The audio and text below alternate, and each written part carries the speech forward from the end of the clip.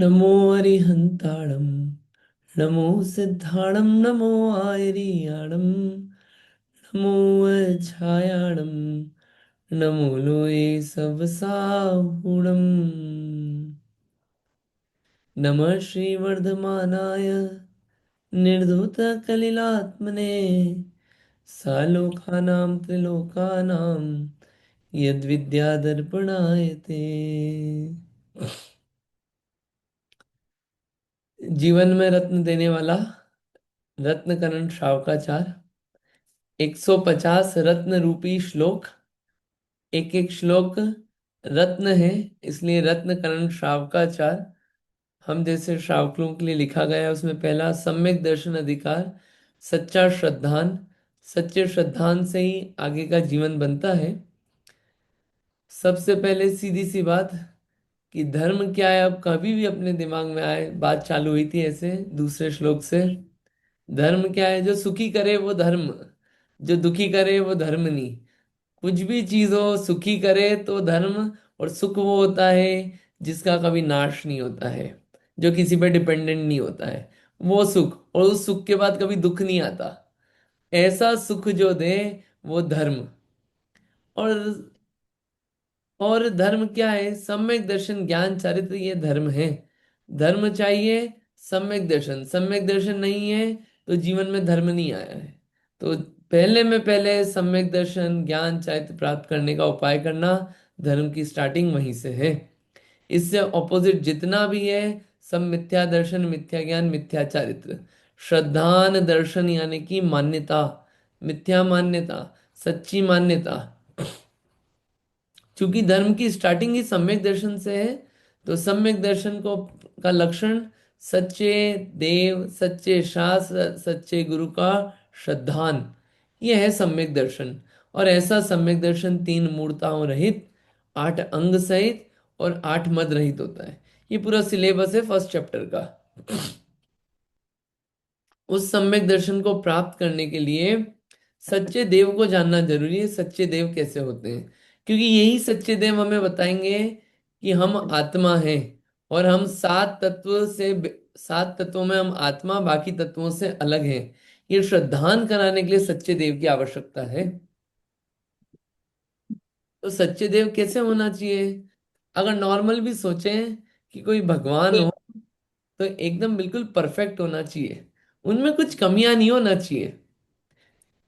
जो हम संसारी हम लोगों में मिलती है, वैसे भगवान तो हमारे जैसे नहीं होना चाहिए, कुछ हटके होना चाहिए। बस वही क्वालिटीज है कि जरा सी भी कमी नहीं हो, निर्दोष हो, ऐसे हमारे भगवान हो। इसलिए उच्छिन्न दोषीण, सब कुछ जानने वाले हो। एक साथ सब कुछ जानते तो हमको तो सब सही बता पाएंगे, इसलिए सर्वज्ञ। और जो उपदेश हो वो हमारे हित का उपदेश हो, कोई इधर उधर की बात नहीं हो। इसलिए 3 क्वालिटीज हमारे भगवान की हमने देखी। अब कितना ये मतलब आप ये देखिए कि जैन दर्शन कितना ब्रॉड है और कितना सबको एक साथ लेके चलता है। कोई नाम नहीं बताया कि भगवान यही स्पेसिफिक होंगे, ये क्वालिटीज वाले भगवान होंगे। अगर मैं प्रकट कर लूं तो मैं भी बन जाऊंगा, आप प्रकट कर ले तो आप भी बन जाएंगे। जो प्रकट कर ले वो भगवान बन सकता है। ये है ब्रॉडनेस जैन धर्म की। ये है फ्रीनेस, कितना फ्री कर रखा है जैन दर्शन ने कि भैया जिसको बनना है वो बन सकता है। कोई फिक्स नहीं है कि ये फिक्स इतने ही भगवान रहेंगे सिर्फ। ये महानता है। भगवान चिंता रहित, 18 दोषों रहित, जन्म नहीं होता, मरण नहीं होता, डर नहीं लगता, और नींद नहीं आती, चिंता नहीं होती, खेद नहीं होता। एक वर्ड, निराकुल होते हैं भगवान। भूख प्यास आदि नहीं लगती। ये 18 दोष आपने नाम याद किए होंगे। और ऐसे ही भगवान जो हितोपदेशी हैं, उनके अपन ने 18 8 नाम देखे थे कल। परमेष्टि, परम ज्योति, फिर विराग, विमल, कृत कृत्य, अब कुछ करना नहीं बचा ये भगवान को। सर्वज्ञ, सार्व, सब जीवों का हित करने वाले हो जो, ये कितना मतलब सबको साथ लेके चलने वाला, ऐसा है जैन दर्शन। भगवान जिनके इतने महान है, वो दर्शन कितना महान होगा। ऐसा पूरा अपन ने यहाँ तक 7वें श्लोक तक कल पढ़ा था। इसका प्रैक्टिकलिटी जितना अपन ने पढ़ा, एक चीज आप खुद सोचिएगा। भगवान के दर्शन करते वक्त अभी तक तो सिर्फ क्या सुनाते हैं, भगवान को नमोकार मंत्र सुना के आ गए। 9 बार नमोकार मंत्र बोला, 9 बार बोला भी तो बोला, 2 बार बोला, एक बार बोला, और बस ढोक दी, 3 चक्कर मारे और चल दिए। लेकिन ये पढ़ के अपने को अब समझ में आता है किन के दर्शन करने जा रहे हैं अपन। वहां भगवान को देख, नमोकार मंत्र बोल लिया, उसके 2 मिनट रुक के भगवान को देख के ये आना चाहिए शब्द सामने, क्या ये सुखी है, ये निराकुल है, टेंशन रहित है, चिंता रहित है, इनको भूख नहीं लगती। ये 18 दोष जो नहीं है, इनके नाम बोलो भगवान के सामने। आपको भूख नहीं लगती, आपको चिंता नहीं है, आप बहुत सुखी हो, आप खुश नहीं हो, सुखी हो। भगवान स्माइलिंग फेस वाले नहीं है, स्माइल करना तो दोष है, ना दुखी है। मतलब ये सब चीजें अपने को भगवान में दिखे, भगवान के दर्शन करते वक्त, तो अपने को एक विशेष आनंद आएगा, इसलिए पढ़ रहे हैं अपन ये। फिर भगवान को देखते वक्त, आप परमेष्टि हो, आप ही हो परम ज्योति, आप तो सबका हित चाहते हो, आपको अब कुछ करना नहीं बचा, कितने फ्री बैठे हो। ये जो है ये चीजें निकले भगवान के लिए, भगवान को सामने देख के, तो उनकी महिमा, उनके गुणों का गान है। नमोकार मंत्र तो सुनाना ही, विनय तो करना ही, नमस्कार तो करना ही, इन नमस्कार के साथ साथ गुणों को बोलना, ये श्लोक पढ़ना, और एक एक शब्द पढ़ने का फिर फायदा होगा। फिर वो भगवान के सामने जब बोलेंगे ना अपन, एक एक वर्ड धीरे धीरे, वो जो फीलिंग आएगी ना, और भगवान की महिमा आएगी, तो गजब आनंद आएगा। इसलिए ये श्लोक याद करना, पढ़ना, इन शब्दों को दोहराना और फील करना। ठीक है, इतना अपन ने पढ़ा था। भगवान वीतरागी सर्वज्ञ हितोपदेशी हैं, ना किसी को पसंद करते हैं, ना किसी से दुखी रहते हैं, ना किसी में मेरापन करते हैं कि मेरा भाई बहन, मेरे माता पिता, कुछ नहीं। भगवान तो भगवान है। फिर कल क्वेश्चन एक स्टार्ट किया था अपन ने, उसको पढ़ना है हाथ से, कि भगवान जो है, आप बोल रहे हो भगवान को राग नहीं है, दोष है ये, द्वेष नहीं है, अपनापन, मेरापन, ये मेरा नहीं है, तो ये भगवान की वाणी क्यों कहती है? आप बोल रहे हो जीवों के कल्याण के लिए, तो कल्याण जो होता है वो तो बिना इच्छा की कैसे हो रही है? इच्छा है उनको कि लोगों का कल्याण हो, इसलिए खिल रही है। और इच्छा जो है वो भी बिना राग के नहीं होता, कि यहाँ किसी का भला कर दूं, ये भाव है, ये भला करने का भाव भी भगवान को नहीं है। फिर वाणी कैसे खिल रही है, फिर हितोपदेशी कैसे है? ये जनरल क्वेश्चन उठता है। आप देखिए पैटर्न का, श्लोक जिस तरीके से लिखे गए हैं, एक एक चीज की परीक्षा करी है, एक एक चीज को क्वेश्चन करा है भगवान की। इतने क्वेश्चंस वेरीफाई होने के बाद फिर माना है कि आप हमारे भगवान हो, और एक बार उनको मान लिया भगवान, फिर उनकी बात मानना चालू कर दी। इसलिए पहले में पहले भगवान का निर्णय। श्लोक पढ़ते हैं, अनात्मार्थानां विना रागे शास्ता शास्ति सतो हितम, ध्वनन शिल्पी कर स्पर्शान मुरझा किम अपेक्षते। एक बार और रीड कर लेते हैं, अनात्मार्थानां विना रागे शास्ता शास्ति सतो हितम, ध्वनन शिल्पी कर स्पर्शान मुरझा किम अपेक्षते। अनात्मार्थानाम विना रागे, अनात्मार्थानाम यानी कि बिना स्वार्थ के, बिना कोई स्वार्थ नहीं है उसमें कि कुछ चाहिए बदले में, बिना स्वार्थ के, अनात्मार्थानाम बिना रागे, राग के बिना, किसी के प्रति राग भाव नहीं है, ना किसी से स्वार्थ है कुछ, ना किसी से कुछ राग है। दुनिया में तो जो कुछ बोला जाता है, दुनिया में जितना काम होता है, वहाँ कुछ स्वार्थ होता है। और यहाँ भी अपन पढ़ रहे हैं या पढ़ा रहे हैं, तो यहाँ पे स्वार्थ है। क्या स्वार्थ है? कि पढ़ाते पढ़ाते हमारा भी स्वाध्याय हो जाएगा, ये स्वार्थ है। कुछ ना कुछ स्वार्थ रहता है। वहां पे भगवान की जो वाणी खिल रही है, वहां पे कोई स्वार्थ नहीं है उनको, कि खुद कुछ हो जाए, कुछ खुद को फायदा नहीं, ना किसी के प्रति राग भाव है, किसी का भला करना है, दूसरे का भी भला करने का भाव नहीं है। अनात्मार्थानाम विना रागे शास्ता शास्ति सतोहितम। सतोहितम यानी कि सज्जन, सतह सतो, सज्जन लोगों का हित हो जाए, सज्जन लोगों के हित के लिए, लेकिन बिना राग और बिना स्वार्थ के लिए। शास्ता शास्ती, शास्ती यानी कि उपदेश देते हैं, और जो उपदेश देने वाला होता है उसे बोलते हैं शास्ता। यानी कि बिना स्वार्थ के और बिना राग के उपदेश देते हैं, हितोपदेशी भगवान। किसके लिए? सज्जन लोगों का हित हो जाए इसके लिए। अच्छा, ऐसा कैसे? बिना स्वार्थ के और बिना राग भाव के ऐसा कैसे हो सकता है? नीचे की लाइन में उदाहरण दे दिया।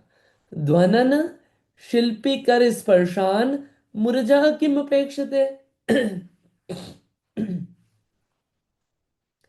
शिल्पी कर, शिल्पी कर स्पर्शान मुरझः। शिल्पी कर यानी कि शिल्पकार, जो बजाने वाला होता है, और स्पर्शान, उसके स्पर्श होने से, मुरझ, मुरझ यानी कि मृदंग, ढोलक मृदंग, ध्वनन शब्द करने लगता है। जैसे कि ढोलक बजाने वाले का हाथ स्पर्श होते ही क्या ढोलक किसी की अपेक्षा करता है कि अब बजूं अब नहीं बजूं? वह स्वतः ही बजने लगता है और आवाज निकालने लगता है। क्या किम अपेक्षते, क्या किसी की अपेक्षा करता है? नहीं, वह स्पर्श होते ही क्या करता है? बजने लगता है, बिना किसी अपेक्षा से कि मेरा कुछ फायदा होगा या फिर किसी के लिए बजूं मैं। नहीं, बस स्पर्श हुआ और बजने लगता है। ऐसे ही बिना राग के, बिना कोई स्वार्थ के हितोपदेशी भगवान द्वारा क्या होता है? उपदेश दिया जाता है। उसमें वहां राग भाव नहीं है, हितोपदेशी है, फिर भी राग नहीं है। ये है, इसलिए हितोपदेशी बोला और वीतरागी भी बोला। अनात्मार्था नाम, बिना रागे, बिना स्वार्थ के, बिना राग भाव के, बिना किसी का भला करना के भाव के हितोपदेशी भगवान हित का उपदेश देते हैं कि लोगों का हित हो। जैसे कि जो बजाने वाला होता है उसके हाथ स्पर्श करते ही ढोलक मृदंग आवाज करने लगता है, वो किसी की अपेक्षा नहीं रखता कि किसके लिए बजूं और बजने से क्या होगा, मुझे कुछ फायदा होगा। नहीं, ऐसे ही हितोपदेशी भगवान है। आई होप ये श्लोक समझ में आया होगा। अभी आप लोग रीड करना, पहले अपन अर्थ पढ़ेंगे इसका। अर्थ रीड करना है। हाँ जी, किसी को अर्थ रीड करना है? करिए रीड। पढ़िए मैं अर्थ। करूं। हाँ पढ़िए प्लीज। शास्त्रा जो धर्मोपदेश शिक्षा देने वाले अरहंत आप्त हैं, वे अनात्मार्थ अर्थात अपनी ख्याति लाभ पूजादि प्रयोजन के बिना ही तथा शिष्यों में राग भाव के बिना ही सत्पुरुष जो निकट भव्य हैं उन्हें हित रूप शिक्षा देते हैं। जैसे वाद्य बजाने वाले शिल्पी के हाथ का स्पर्श मात्र पाकर मृदंग अनेक प्रकार से ध्वनि करने लगता है, किंतु बदले में वह मृदंग कुछ भी नहीं चाहता। बढ़िया, एक मिनट रुकिएगा। यहाँ पे ये अनात्मार्था नाम है। देखिए लिखा है ना यहाँ पे कि अपना ना ख्याति चाहिए, भगवान को अपनी ख्याति नहीं चाहिए, इसलिए उपदेश नहीं दे रहा है, देने समर्षण में कोई लाभ नहीं चाहिए। कह रहे उपदेश देंगे तो चलो समर्षण बनेगा, लोग आके पूजा करेंगे। नहीं, हमारा नाम लिखाएगा कि जिनेंद्र भगवान, आदिनाथ भगवान। नहीं, कुछ नहीं, पूजा भी नहीं चाहिए, कुछ नहीं चाहिए। बंधन धुति परवाह नहीं है, किसी चीज की परवाह नहीं है। बिना राग के ही सतपुरुष जो निकट भव्य हैं उनके हित की शिक्षा देते हैं। भव्य, सिर्फ भव्य लोगों को ही उपदेश देते क्या? अरे उपदेश तो उन्हीं के लिए उपदेश है जो उसको ग्रहण करे, और जो भव्य है वही ग्रहण कर रहा है वास्तव में। भव्य किसे बोलते हैं? जो कि सम्यक दर्शन प्राप्त करने की योग्यता रखते हैं उन्हें कहते हैं भव्य जीव। जो सम्यक दर्शन प्राप्त करने की योग्यता नहीं रखते उन्हें कहते हैं अभव्य जीव। एग्जाम्पल के लिए, कुकर है, कुकर में अपन ने क्या डाले? मूंग डाले, चढ़ाया उसको सेम गैस पे, सेम कुकर में, सेम टेम्परेचर पे चढ़ाया। कुछ मूंग होते हैं कड़कड़ कड़कड़ करते हैं, कुछ सीज जाते हैं। क्यों? कुछ क्यों नहीं सीजे? सेम टेम्परेचर सेम जगह, आप बोलते अरे इसमें दम नहीं है, इसमें योग्यता नहीं है सीझने की। वैसे ही कुछ जीव ऐसे हैं जिनमें सीझने की योग्यता ही नहीं है, कभी मोक्ष नहीं जाएंगे, कभी सम्यक दर्शन नहीं करेंगे, उन्हें कहते हैं अभव्य। और जो सीझने की योग्यता रखते हैं उन्हें कहते हैं भव्य।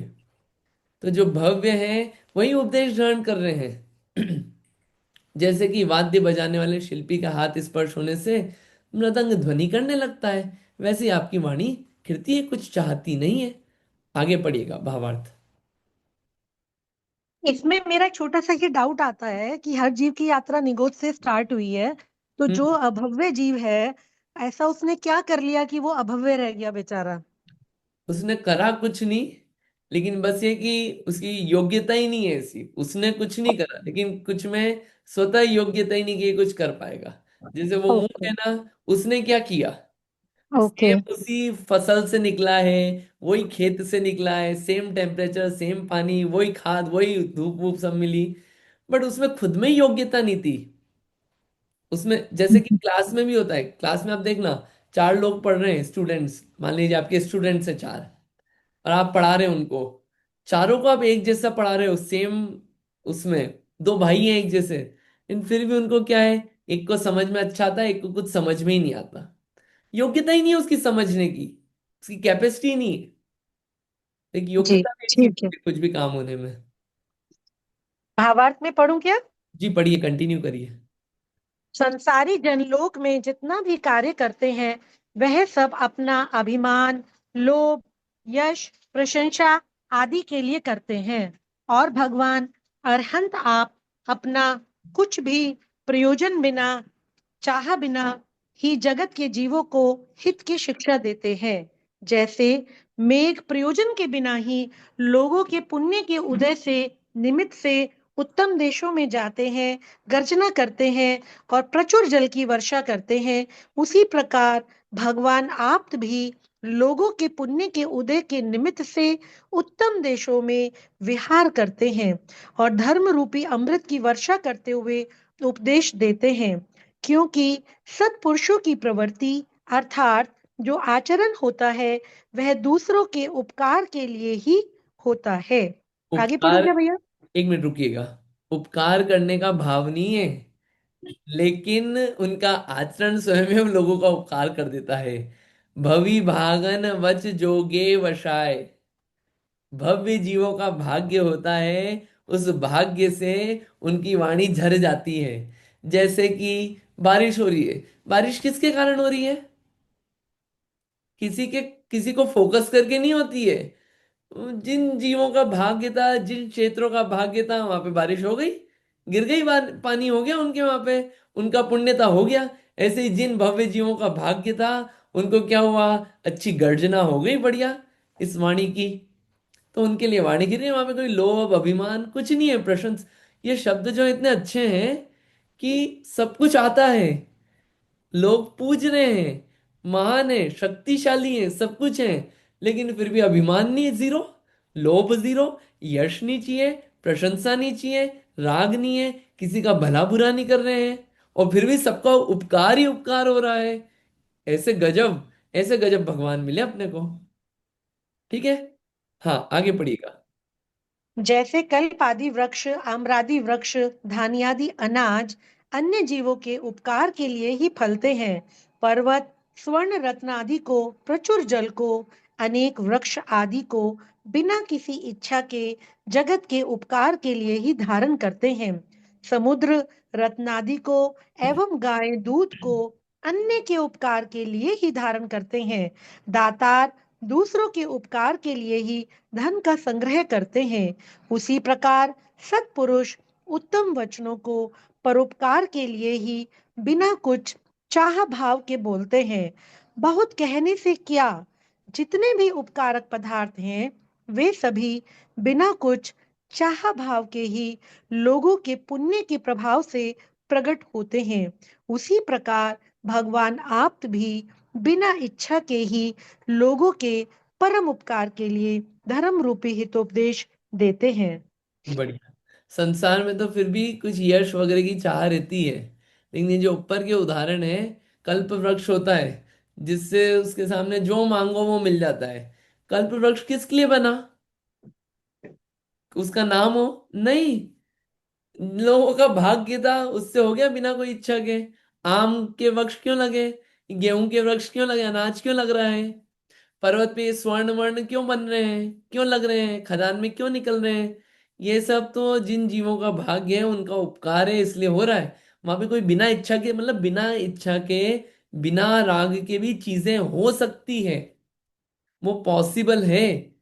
वैसे ही भगवान का उपदेश जो हो रहा है, बिना राग किसी का उपकार करने का भाव नहीं है भगवान बनने के बाद। लेकिन बिना उसके भी लोगों का भाग्य है कि वाणी खिलती है। और वो वाणी खिलती है, किसी एक को फोकस करके नहीं खिलती। इसलिए सारवह बोला, सब जीवों का भला हो। जो सुनेगा, जो धारण करेगा, उसका उपदेश, उसका फायदा होगा। ये पूरी बात आई है इसमें। ये जितनी भी है, ये मतलब इससे अपने को कितना भगवान, अब भगवान का स्वरूप अपन ने समझ लिया। निर्दोष, हितोपदेशी, कोई राग नहीं, किसी का भला बुरा करना नहीं, इतनी क्लैरिटी आ गई। अब भगवान को देख के ये भाव आए कि भगवान ऐसे हैं। भाव आने के लिए क्या करें? आप इन शब्दों को बोलिए भगवान के सामने, प्रैक्टिकल करिए। नमोकार मंत्र बोलने के बाद प्रैक्टिकल बोलिए इसको। भगवान की जो महिमा आएगी, और भगवान को देख देख के बोलिए। भगवान के प्रति जो उत्साह आएगा, दर्शन करने का आनंद आ जाएगा। और फिर कभी दर्शन छूटेंगे नहीं। कह रहे इनके दर्शन कैसे छोड़ दें हम, ये तो बहुत सुखी हैं, ये तो अच्छे हैं, इनको कैसे छोड़ दें हम, इनके लिए कैसे टाइम नहीं है। अगर 20 किलोमीटर भी होगा तो जाएंगे अपन भाग भाग के। जैसे कि किसी को ये विश्वास हो कि अगर मैं 20 किलोमीटर जाऊंगा तो मुझे पैसे मिलेंगे, सैलरी मिलेगी, तो रोज जाता है वो व्यक्ति। एक भी दिन नहीं छोड़ता, ये विश्वास है कि यहीं से मुझे पैसे मिलने वाले हैं। ऐसे ही किसी को विश्वास हो जाए कि यहीं से मुझे सुख मिलना है, यही सुखी है, यही यहीं पे मिलेगा आके, इनको देख देख के मुझे सुख मिलेगा, तो क्यों नहीं जाएगा? तो इतना पढ़ के एक विश्वास, श्रद्धान, इसलिए डिटेल में अपन पूरा इसको समझ रहे हैं। ठीक है, समझ में आया होगा। तो ये 4 श्लोकों में अपन ने भगवान का स्वरूप, दोष रहित, 18 दोषों के नाम, फिर अपन ने हितोपदेशीपना और भगवान के और नाम, ये सब अपन ने 4 बातें देखी। तो पहला पॉइंट, हाँ जी बोलिए इंदिरा जी।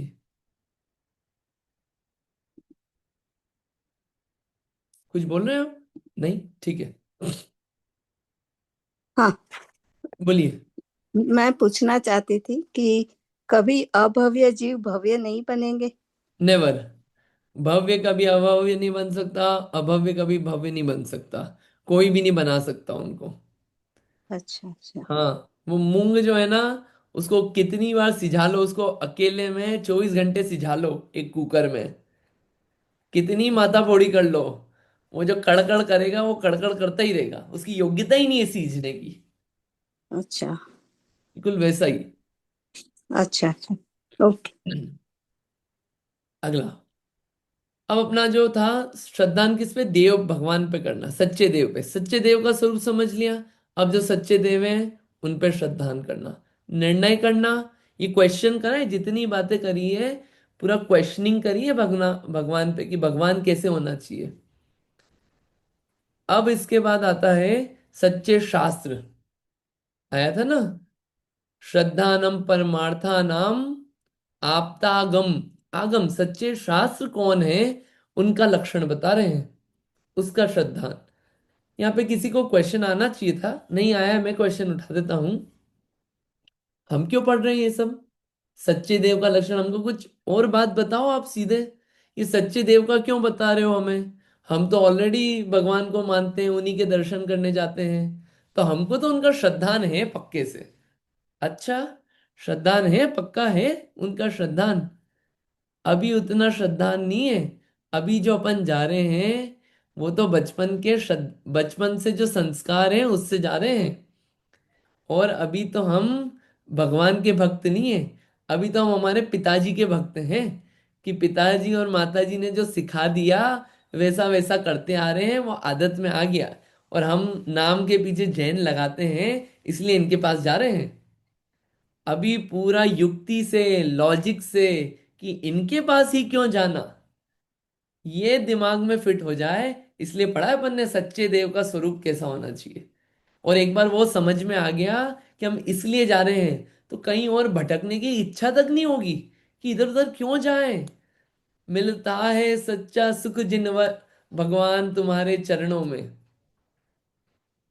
आती है ना लाइन, मिलता है सच्चा सुख केवल भगवान तुम्हारे चरणों में। ये बात फील हो जाए, इसलिए पढ़ रहे हैं इसको। चलिए सच्चे आगम सच्चे शास्त्र का लक्षण पढ़ते हैं। इस प्रकार आप्त का स्वरूप 4 श्लोकों में कहा है। अब सच्चे आगम का लक्षण कहने वाला श्लोक कहते हैं। आगे चलते हैं, उससे पहले ये श्लोक किसी को रीड करना है तो कर लीजिए प्लीज, ताकि फ्लुएंसी भी बनेगी और आप लोगों को भी रीड कर लेंगे। पढ़िएगा, किसी को पढ़ना है तो। अनात्मार्थ बिना रागै शास्ता शास्ति सतो हितम ध्वनन शिल्पी करस्पर्शान मूर्जः किमपेक्षते।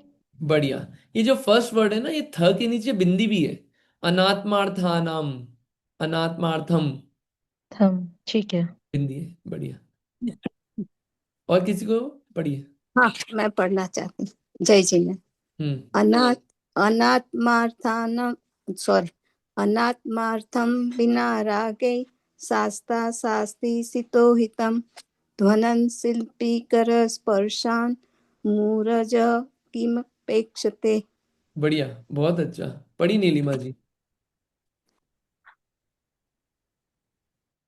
अनात्मार्थं विना रागे शास्ता शास्ति सतो हितं ध्वनं शिल्पी करस्पर्शा मुरंज किमपेक्षते।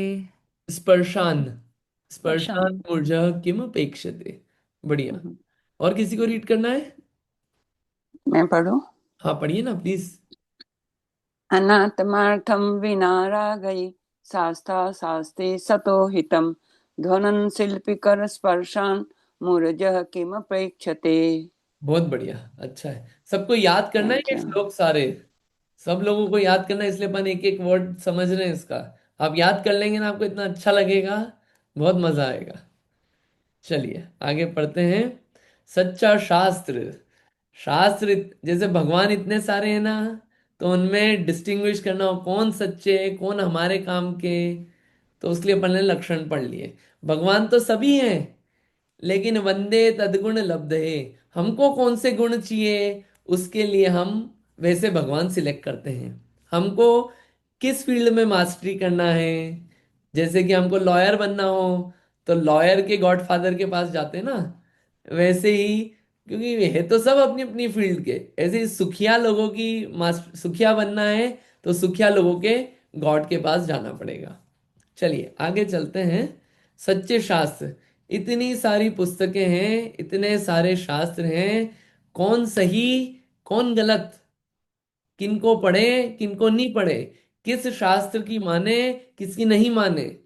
सिर्फ जैन नहीं, दुनिया में बहुत सारी है, सारी फिलॉसफीज हैं बहुत सारी, सब अच्छी अच्छी बातें कर रहे हैं मीठी मीठी। कौन सच्चा, हमारा काम किससे होगा, उसके लिए लक्षण बता दिए। ये लक्षण मिल जाए तो वो सच्चे शास्त्र, वरना भैया अपने काम के तो नहीं है वो। क्या लिखा है यहाँ पे? आप तो पग्यमनुलंघ्यम अदृष्टेष्ट विरोधकम तत्वोपदेश कृत सार्वम शास्त्रम कापत घट्टनम।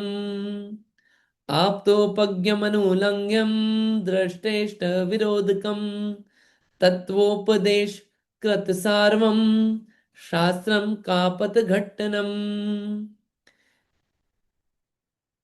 एक एक वर्ड तोड़ेंगे, समझ में आएगा। पहला शब्द है आप्तोपज्ञ। सच्चा शास्त्र कौन सा? आप्तोपज्ञ। आप तो और उपज्ञ। उपज्ञ यानी कि कहा गया, किसके द्वारा कहा गया? आप्त द्वारा। सच्चे देव द्वारा जो कहा गया वही सच्चा शास्त्र है।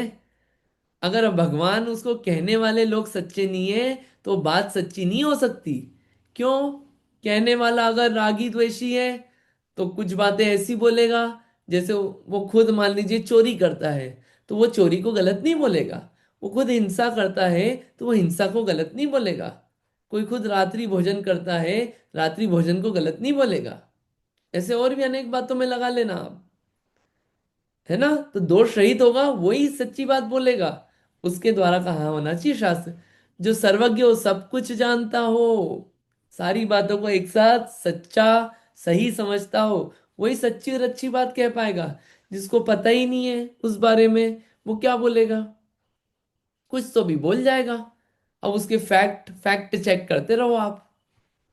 इसलिए सिलेक्शन, कौन सच्चा है? जो सच्चा है उसी की बात को अच्छा और सच्चा आगम कहा गया। इसलिए बोला आप तो पज्ञ। इसलिए सबसे पहले भगवान का निर्णय सच्चा करो। सच्चे भगवान है तो उनकी बात भी सच्ची होगी। इसलिए आप तो उपज्ञ, आप तो उपज्ञ, पहला वर्ड। भगवान सच्चे देव द्वारा कहा गया हो, किसी का नाम नहीं लिया कि महावीर द्वारा या आदिनाथ द्वारा, ये जैन भगवान द्वारा नहीं। जो सच्चे हैं, वीतरागी हैं, राग द्वेष के बिना है, उनके द्वारा कहा गया हो। इतनी सी बात बोली, आप तो पज्ञ। फिर अनुलंघ्यम, जिसका कोई उल्लंघन नहीं कर सकता, जिन बातों को कोई काट नहीं सकता, जिन बातों को कोई पार नहीं पाया जा सकता। अनुलंघ्यम, अदृष्टेष्ट विरोधकम, यानी कि दृष्ट, यानी कि प्रत्यक्ष में दृष्ट, और इष्ट यानी कि अनुमान। सामने के सामने भैया बातों को झुठला नहीं सकते, और अनुमान से भी, कि जैसे अनुमान का मतलब होता है, पहले भी बताया था, जैसे कि एग्जाम्पल के लिए कि यहाँ पे धुआं है, मतलब यहाँ पे अग्नि है, ये अनुमान लगा ना अपना, श्योर शॉर्ट अनुमान है ये। ऐसे ही किसी बातों में कोई बोल रहा है कि भैया ये भैंस की बलि दो तो क्या होगा? मोक्ष होगा। तो ये अनुमान से ही गलत लग रहा है, किसी को काटने से मोक्ष होगा। तो फिर क्या करो? अपने घर के व्यक्ति को चालू करो आप ये करना। नहीं नहीं, इससे तो दुख होता है। अनुमान से ही गलत लग रहा है ना वो तो प्रत्यक्ष में भी और अनुमान से, जिस बातों में विरोध नहीं आए, ऐसी बातें जिसमें लिखी हो, वो क्या है? सच्चा शास्त्र। जिसको कोई बातों को काट नहीं सकता, वादी प्रतिवादी, ओपोनेंट एंड प्रोपोनेंट काट नहीं सके, ऐसी बात को बोलते हैं जिनको उल्लंघन नहीं किया जा सकता। तो पहला, भगवान के द्वारा कहा गया हो, सच्चे देव द्वारा। दूसरा, वादी प्रतिवादी उल्लंघन नहीं कर सकते, प्रत्यक्ष और अनुमान से विरोध को प्राप्त नहीं होता। तीन बातें हुई फर्स्ट लाइन में। अगला, तत्वोपदेश। उसमें बातें कैसी होती है शास्त्र में? कोई गप्पेबाजी, कोई टाइम पास, खाने पीने की बातें, खाओ पियो अच्छे से मजे करो, you only live once YOLO, you only live once YOLO culture. नहीं, ये सब नहीं है। तत्व की बात, कि चीजें कैसी है, वस्तु कैसी है, संसार कैसा है, जीव कैसे हैं, पुद्गल कैसे हैं, उनका नेचर कैसा है, हमने कैसा मान रखा है, क्या गलतियां चल रही है, हम क्या गलतियां कर रहे हैं, कैसे ठीक हो सकते हैं।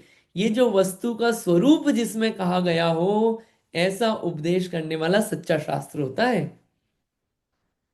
कोई राज कथा, चोरी की कथा, स्त्रियों की कथा, ये कोई शास्त्र नहीं होते। और तत्वोपदेशकृत और सार्वम, ये शास्त्र, बोलिए रत्नकरण श्रावकाचार्य किसके लिए लिखा गया है? समंत भद्र स्वामी ने लिखा। किसके लिए लिखा? और समंत भद्र स्वामी को उनके गुरु से उपदेश मिला, उनको गणधरों से मिला, गणधरों को सर्वज्ञ से मिला। बोलिए उन्होंने किसके लिए कही ये सब बातें? सार्वम, ऐसा नहीं बोला था उनने ये सिर्फ जैनों के लिए ही है, सिर्फ जैन लोग अपना आचरण करें। इसका नाम रत्नकरंड जैनाचार नहीं है, रत्नकरंड श्रावकाचार। जो जो श्रावक बनना चाहे उसके लिए है, जो जो अपना आप सुधार करना चाहे। इसलिए सार्वम, सच्चा शास्त्र क्या? जो सबके लिए लिखा गया हो, सबका हित चाहता हो, वो सच्चा शास्त्र। किसी लिमिटेड ऑडियंस के लिए नहीं है, वही सच्चा शास्त्र है। और शास्त्रम कापत घट्टनम, और लास्ट से क्या है? कापत घट्टनम।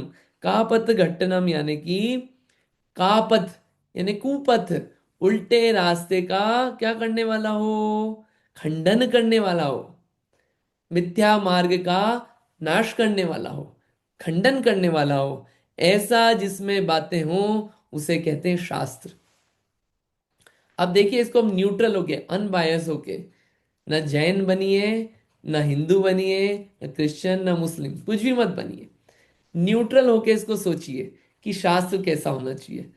अगर अपन कोई बुक भी खरीदते हैं ना मार्केट में, सबसे पहले उसका ऑथर चेक करते हैं।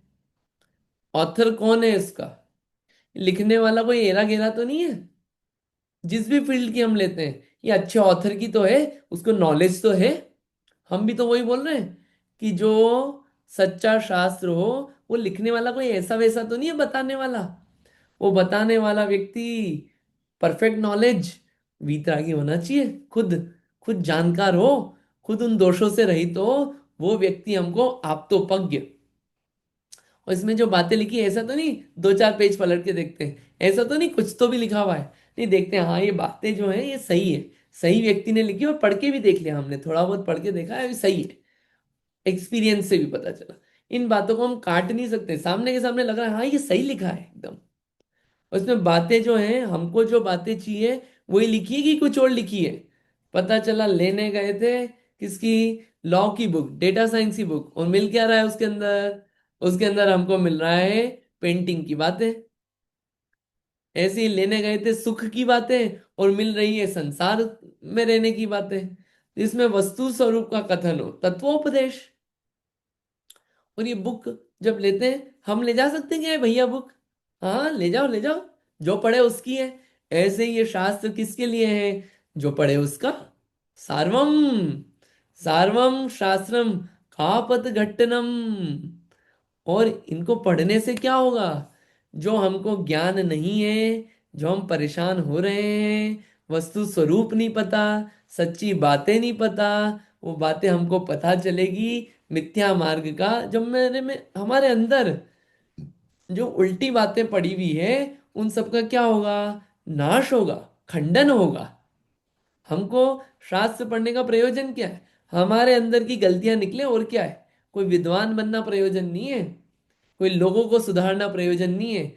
हमारे अंदर की गलती निकल जाए, इसलिए कापत घटनम, मिथ्या बातों का खंडन करने वाला। ऐसी 6 विशेषणों सहित शास्त्र का स्वरूप कहा। समझ में आया सबको?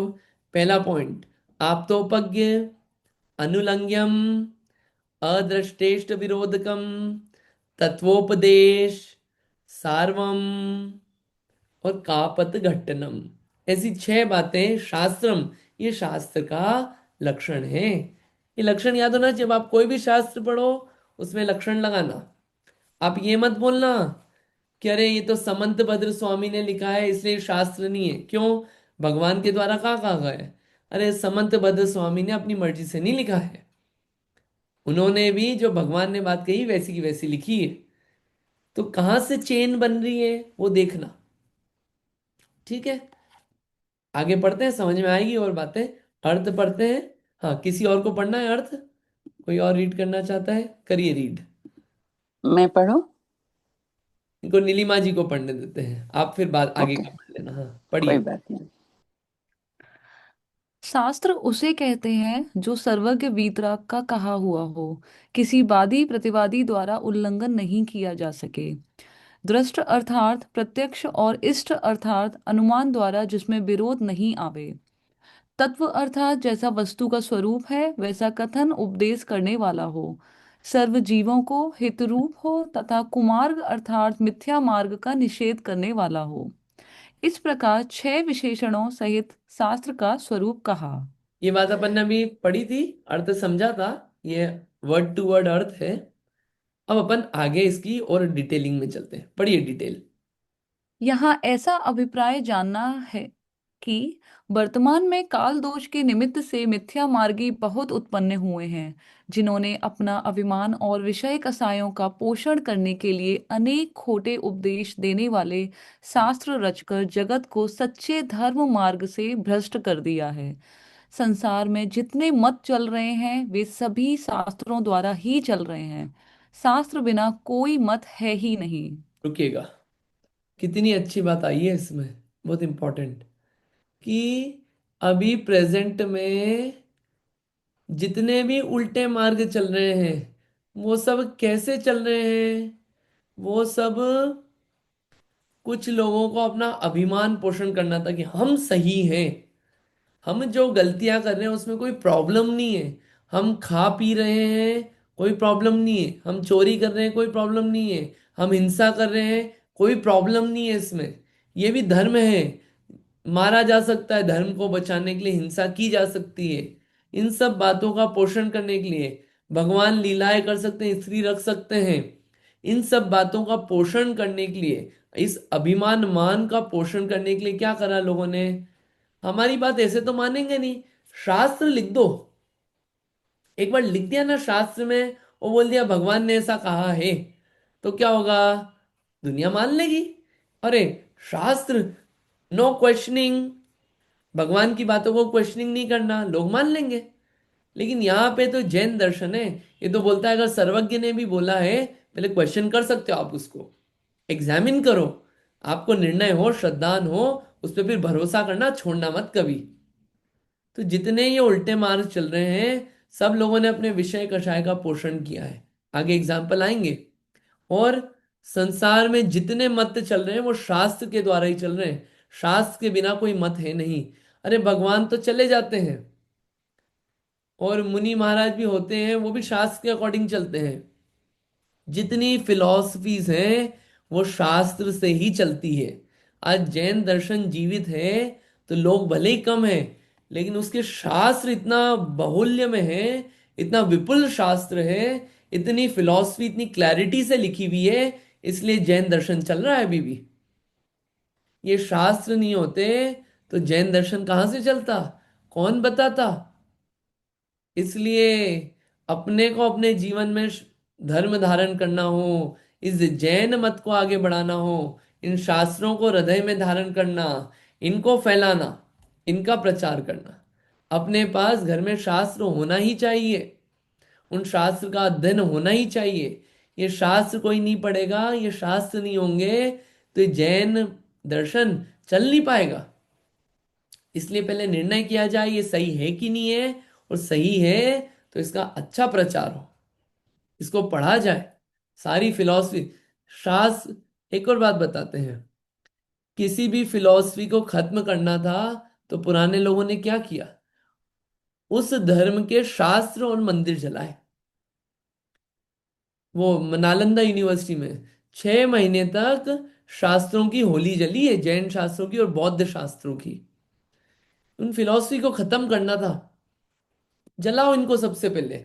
ये नहीं रहेंगे, इनको पढ़ने वाले नहीं रहेंगे, ये कुछ टाइम बाद ये बाकी लोगों को तो मार मुरा देंगे, आगे आने वाले लोग कैसे पढ़ेंगे?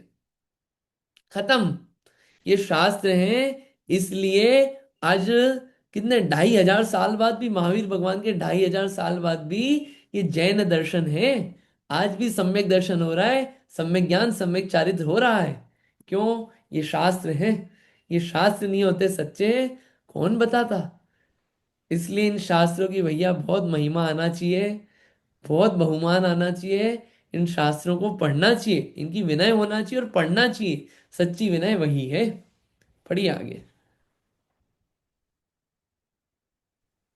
ब्राह्मण आदि के तो वेद, स्मृति, पुराण ही शास्त्र हैं। उनमें हिंसा का प्रधानता करके अश्वमेध, नरमेध आदि यज्ञ तथा जीवों का शिकार, समस्त जलचारी स्थलचारी जीवों की हिंसा करने में धर्म कहते हैं। देवताओं के लिए पिंतरों तथा व्यंतरों की तृप्ति के लिए मांस पिंड के दान को भी धर्म कहते हैं। भवानी, भैरव आदि देव भैंसा, बकरा इत्यादि को मारकर चढ़ाने से और भक्षण करने से ही प्रसन्न होते हैं। देवताओं को मांसाहारी ही कहते हैं। राजाओं का धर्म शिकार ही है। इत्यादि कार्यों की प्रवृत्ति शास्त्रों के वचनों से ही चल रही है। शास्त्रों में लिखा है कहीं पे? यहाँ किसी अपन किसी धर्म की बुराई नहीं कर रहे हैं, यहाँ पे सिर्फ एनालिसिस कर रहे हैं, क्या सही क्या गलत पढ़ के अपने को निर्णय करना है।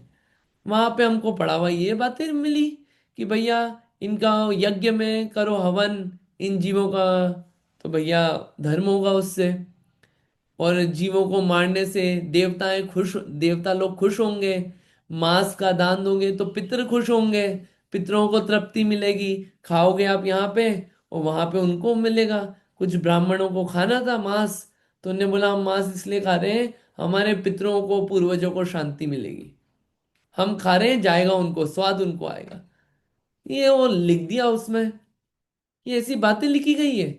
लॉजिकली सोचे ऐसा कैसे।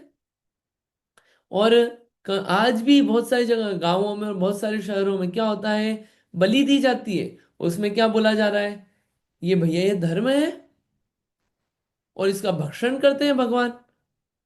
और राजाओं का तो धर्म ही शिकार है, मांसाहार करते हैं देवता लोग, भगवान लोग, ऐसा माना है बहुत सारी जगह पे। जगह जगह पे आज भी ऐसी होती है चीजें, बहुत सारी जगह सुना है और देखा भी है ऐसा। कैसे धर्म हो सकता है किसी जीव को मारने से, हो ही नहीं सकता। अरे सुई चबाने में भी इतना दर्द होता है, किसी को दर्द देके धर्म कैसे होगा। वो तो धर्म नहीं है, वो ठीक नहीं लग रहा, लेकिन उस बात को सही करने के लिए लोगों ने शास्त्रों में लिख दिया। आगे पढ़िए।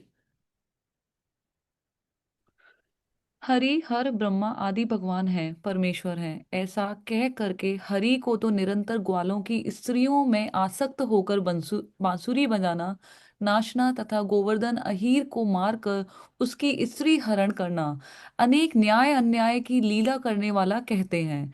यह सब शास्त्रों में लिखा ही जगत मान रहा है। दुनिया में लिखा है क्या, ये हरिहर ब्रह्मा ये सब नाम चलते हैं, काफी इन भगवानों को माना जाता है, इनकी जयकारे भी लगाए जाते हैं। उनको क्या बोला कि तो ग्वाले थे, भगवान रूप में ही ग्वाले थे।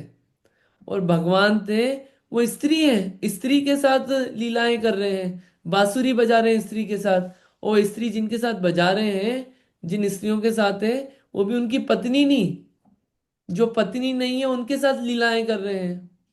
शादी किसी से और से हुई और लीलाएं किसी और के साथ।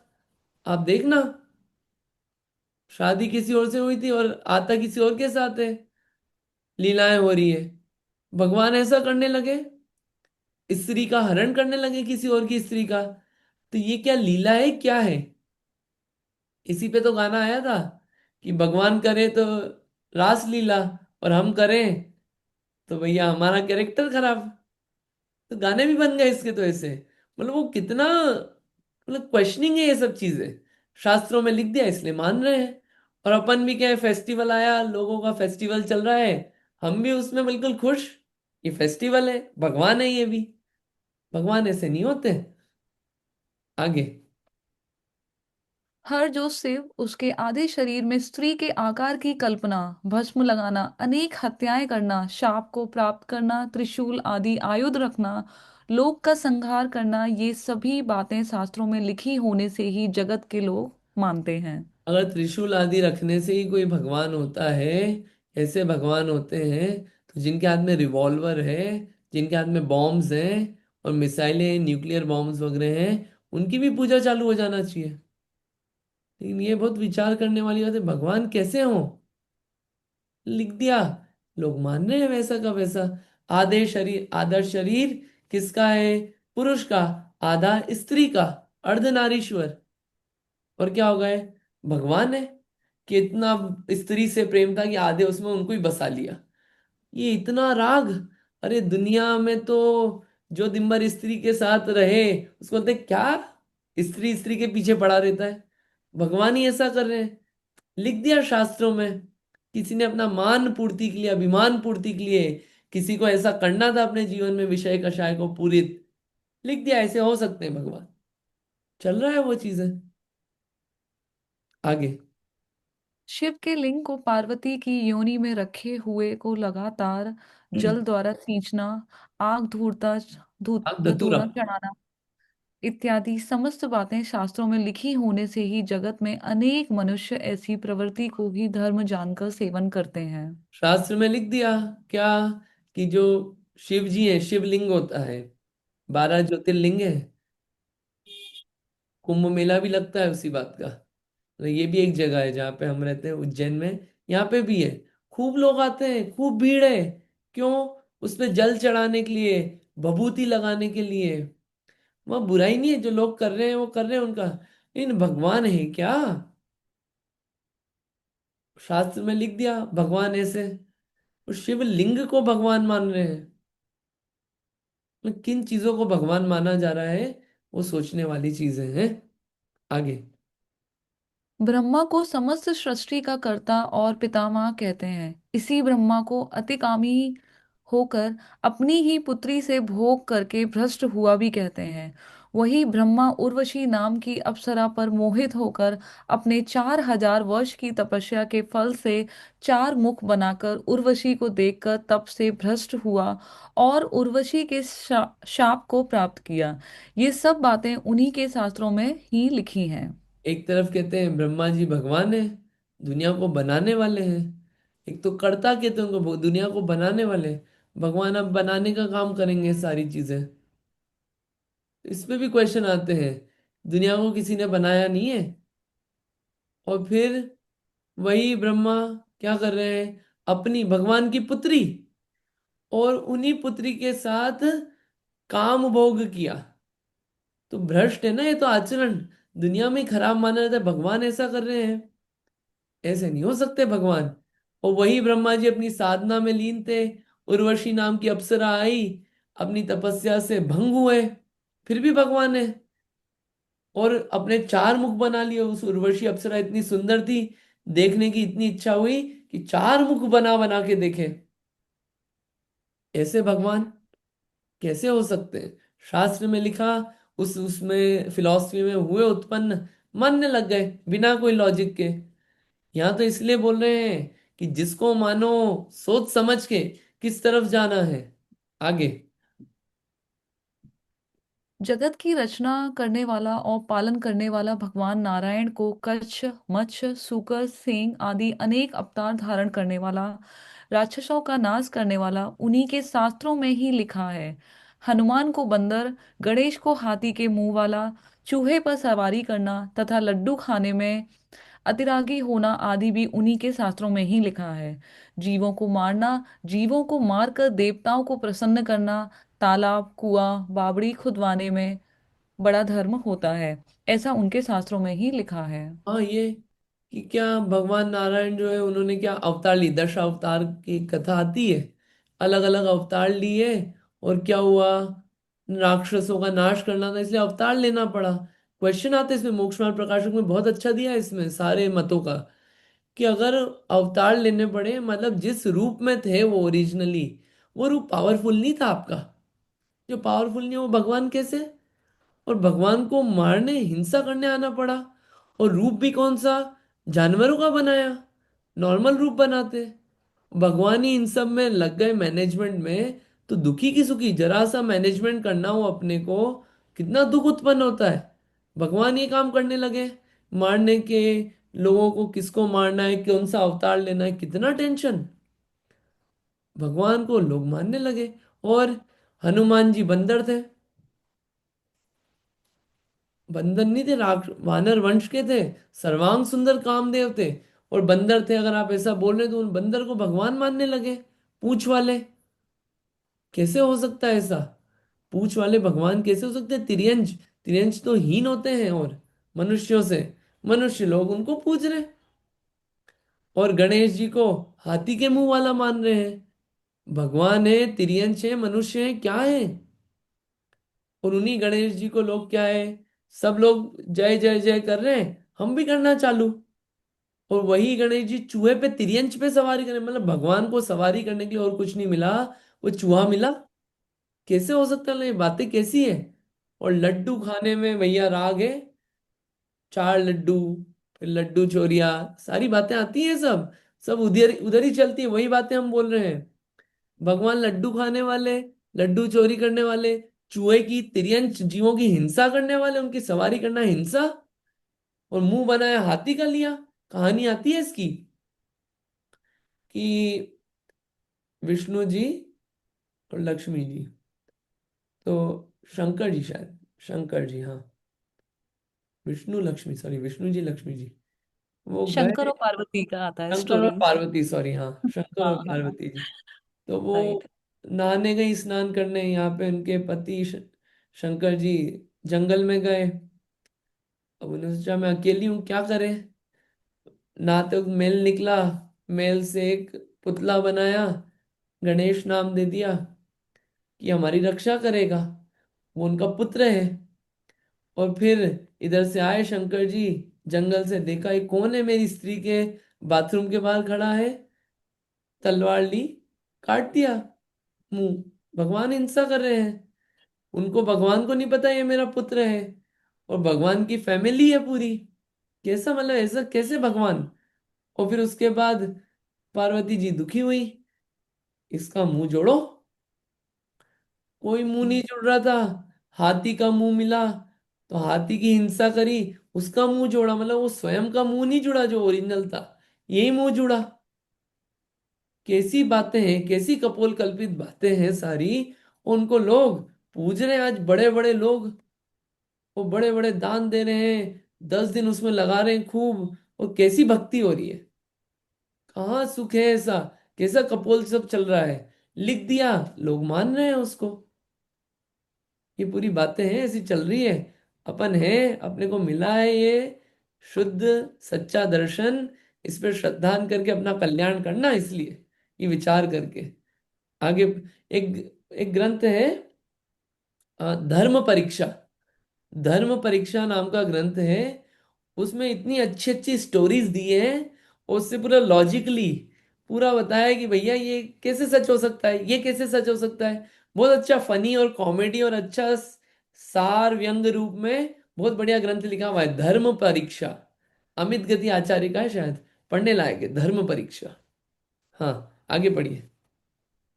श्वेतांबरों ने अनेक कल्पित शास्त्र बनाए हैं। उनका समस्त धर्म विरुद्ध आचरण शास्त्रों से ही प्रवर्त रहा है। हाँ, दो इस मत हैं जैनों में भी, दिगंबर और श्वेतांबर मत। तो जैन बोलने से जैन नहीं हो जाते, वहां पे भी शास्त्रों की रचना कर दी, और ये हमारे शास्त्रों में लिखा है और यही सही है। उसके लिए भी पूरा वर्णन अभी अपन स्किप करके आए हैं, उसको पढ़ेंगे अपन उसको, कि फिलॉसफिकल डिफरेंस कहाँ है। दोनों सेम नहीं है, बहुत जमीन आसमान का अंतर है। उसको बिल्कुल अनबायस होके समझना और विचार करना, ऐसा लगेगा अरे यार ये चल रहा है क्या। इसलिए अंतर है, बहुत अंतर है। देखेंगे उसको भी, शास्त्र लिख दिए और बस ये लिखा है, आगम में लिखा है इसलिए सही है, नहीं। लॉजिक ठीक नहीं बैठ रहे उसमें, विरुद्ध बातें हैं, सब कट रही है बातें सारी। आगे। इस कली काल में भेषधारियों की पूजा, कुल देवता की पूजा, क्षेत्रपाल आदि व्यंतरों की पूजा, पद्मावती, चक्रेश्वरी इत्यादि देवियों की पूजा तथा अनेक मिथ्या प्ररूपणाएं, तर्पण आदि शास्त्रों में लिखे हैं, इसलिए चल रहे हैं। अन्य भी भील, मलेच्छ, मुसलमान आदि सभी के अपने अपने मत के शास्त्र हैं। शास्त्र के बिना मिथ्या कल्पनाएं कैसे प्रचलित होंगी। इसी कारण जगत में शास्त्र बहुत प्रकार के हैं। शास्त्रों के आधार से ही अनेक पाखंड, खोटे भेष, मिथ्या धर्म चल रहे हैं। अतः परीक्षा प्रधानी होकर अच्छी तरह परीक्षा करके शास्त्रों को स्वीकार करना, पहले कहे 6 विशेषणों सहित को ही आगम मानना। हाँ, चल रहा है दुनिया में, इसमें क्या। किसी ने भेष धारण कर लिया, आपकी पूजा। फिर कोई हमारे कुल देवता है, पूजा चालू उनकी। क्षेत्रपाल, व्यंतर, ये सब क्या है, ये देवगति के देव हैं। आगे आएगा इनका, बहुत सारी बातें आएगी, इन पे अभी नहीं ले रहे। पद्मावती, चक्रेश्वरी आदि अनेक देवी देवताओं का, उनकी पूजा। भगवान को कम पूजते हैं, इनको ज्यादा पूजते हैं। ये सब चल रहा है। अपन क्योंकि लक्षण नहीं देखते ना, बस हमारी फैमिली में चलता है इसलिए हमको पूजना है। या तो बोल रहे हैं आप आदिनाथ भगवान को भी फैमिली में पूजते हैं इसलिए मत पूजो, पहले परीक्षा करो आपको क्या चाहिए। ये है कि नहीं भगवान होने लायक है, तो इनकी पूजा करो, और फिर एक बार निर्णय कर लो, फिर छोड़ो मत। चल रही है। फिर जितने और म्लेच्छ, भील, मुसलमान आदि सब ने अपने अपने शास्त्र बनाए। हमारे यहाँ ये लिखा है, हमारे यहाँ ये लिखा है। लिखा है सबके यहाँ अपनी अपनी बातें, लेकिन उसको अनबायस होके सोचो, इस चीज में धर्म कैसे हो सकता है, ये सुख का कारण कैसे हो सकता है, सारी बातों पे क्वेश्चन किया जाए। इस कारण जगत में शास्त्र बहुत है। शास्त्रों के आधार से जितना पाखंड, जितनी गलत बात चलानी हो, कुछ नहीं, एक शास्त्र छपवा दो, सब कुछ टाइम बाद चलने लगेगी चीजें। उसको अच्छे से बढ़िया डिजाइन करके उसमें बढ़िया लिख दो, अच्छे तरीके से लिखने वाले की स्टाइल होती है। इसलिए शास्त्र कौन सच है, अच्छी तरह परीक्षा करना, और परीक्षा करने के लिए 6 विशेषण कह दिए गए हैं।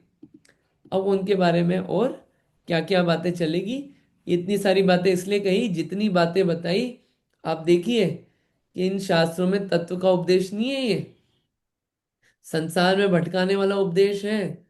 और सिर्फ उसको आप क्वेश्चन भी नहीं कर सकते, ये सब बातें हैं उसमें।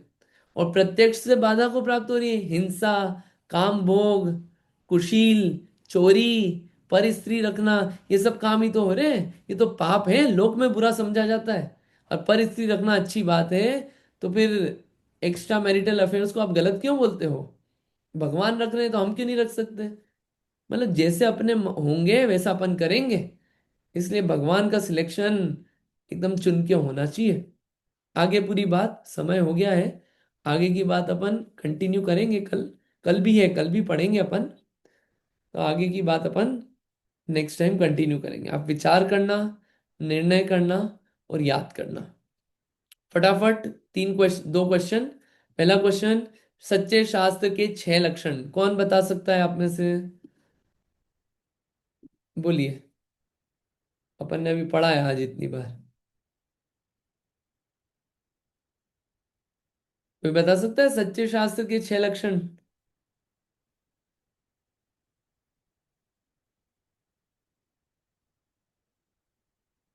कोई भी नहीं, किसी को भी याद नहीं है? अभी तो पढ़े। बोलिए नीलिमा जी। हाँ, तो इसमें आपने बताया है कि जो सच्चे देव और बीतरागी हैं और जो सर्वर के द्वारा बताया गया हो वही सच्चा शास्त्र है, जिसमें किसी तरह की डिबेट ना हो, मतलब किसी भी तरह का उसमें क्रॉस क्वेश्चंस ना हो, ऐसा है, मतलब क्लियर है, मतलब वो। क्रॉस और क्वेश्चन तो कर सकते हैं, लेकिन क्रॉस क्वेश्चन के द्वारा खारिज ना हो वो। ठीक है, हाँ, अधूरा ना राइट। हो। हम्म। हाँ, मतलब इतनी क्लैरिटी है कि हम उसमें क्रॉस क्वेश्चंस मतलब करे नहीं कर तो सकते। भी, करें तो भी वो बातें खंडित नहीं होगी। जो हाँ, आपने बोला था कि कुवादी उसका खंडन ना कर पाए। हाँ, खंडन नहीं हाँ, कर सकता कोई भी। हाँ, कोई निषेध नहीं कर सकता, राइट। हम्म। और जो सबके लिए लिखा गया है, मतलब जन जन के लिए, और सबका हित चाहता है, सिर्फ हम्म। जैनों के लिए नहीं है, सभी के लिए है। और किसी भी तरह का उसमें मिथ्यात्व नहीं है, मतलब मिथ्या मार्ग का मि- मतलब मिथ्यात्व नहीं है उसमें किसी भी तरह का। या मार्ग का खंडन करने वाला। एंड वेरी इंपॉर्टेंट, एक इंपॉर्टेंट, वेरी इंपॉर्टेंट पॉइंट बच गया। उसमें वर्णन किन चीजों का है? वस्तु का स्वरूप बताया गया है। हाँ, सच्चा सच्चा ज्ञान क्या है, सच्चा सुख क्या है। वस्तु स्वरूप, तत्वोपदेश, वस्तु स्वरूप बताया गया है। बढ़िया। हम्म। ठीक है, इतना ही रखते हैं आज अपन। आप रिवाइज करना, सोचना, सोचने का काम इंपॉर्टेंट है। ये तो अपन ने पढ़ लिया साथ में, खुद को सोचना होगा 10 मिनट और निर्णय करना है। फिर महिमा आएगी शास्त्र की कि हमको क्या चीजें मिली हुई है। ठीक है, इतना रखते हैं। जिनवाणी स्तुति करेंगे, कल कंटिन्यू करेंगे। जावाणी के, जावाणी के ज्ञान से सूझे लोकालो, सोवाणी मस्तक नमो सदा देता हूँ ढोक। है जिनवाणी भारती, तो है जपो दिन रैन, जो तेरी शरणा गए सो पावे सुख चैन। जिनवाणी माता की जय। नौबार नमोकार मंत्र।